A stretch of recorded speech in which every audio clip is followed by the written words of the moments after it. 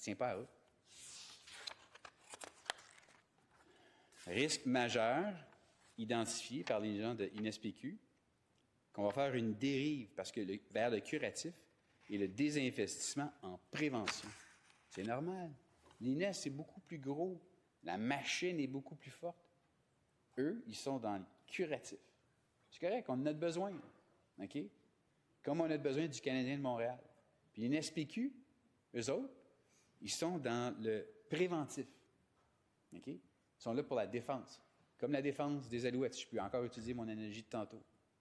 Mais c'est deux équipes différentes. On ne peut pas les mettre ensemble, M. le Président. Ça ne marchera pas. Puis ça va faire en sorte qu'il va y avoir de moins en moins d'argent qui va aller dans la prévention. Hey, si on avait fait ça là, avant le COVID, comment pensez-vous qu'on aurait été capable de répondre à la crise sanitaire? Beaucoup moins bien qu'on a été capable de le faire. Je ne comprends pas pourquoi il n'y a pas personne au gouvernement qui ne se lève pas pour dire « Hey, wow, un instant, là, celle-là, elle passe pas. » Mais non, on n'en parle pas. Je vais laisser ma collègue parler du réseau pour Québec Famille, parce que ça, c'est quelque chose qui nous tient tous à cœur.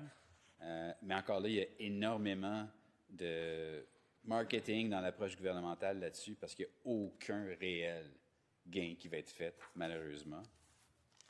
Puis, je vais conclure bientôt, M. le Président, pour vous dire que de temps en temps, c'est intéressant d'entendre des groupes qui, eux, font l'exercice d'analyser ce qui se passe ici. Comme j'ai parlé cette semaine du ministre des Finances quand on lui a dit que Standard & Poor's vous a décoté.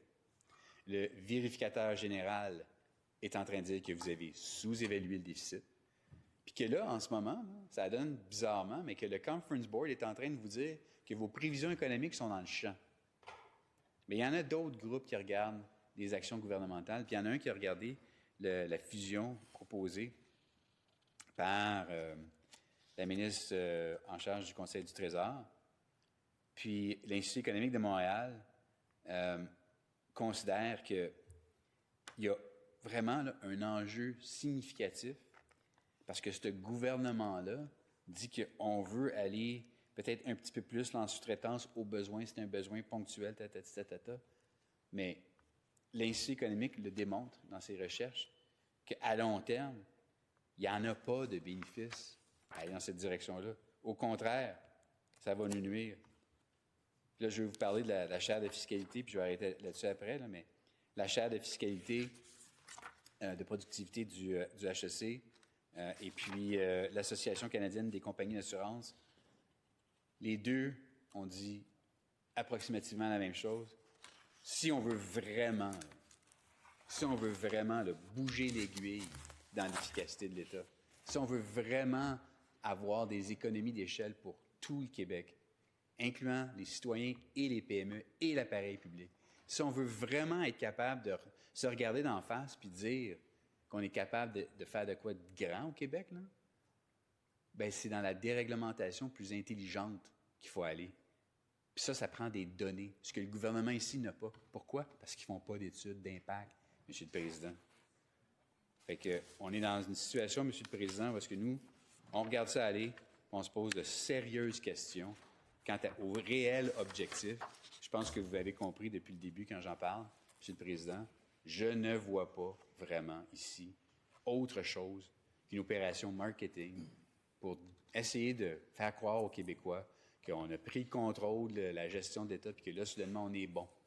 Même si on était capable de générer aucun gain de productivité depuis 7 ans, puis qu'on a fait des déficits records en série, puis qu'on a été décoté, puis que le vérificateur général nous critique parce qu'on sous-estime le dommage, puis que les Conference Board et les autres instituts économiques du Canada et du Québec disent qu'on est en train de surévaluer la croissance économique, sous-évaluer les dépenses.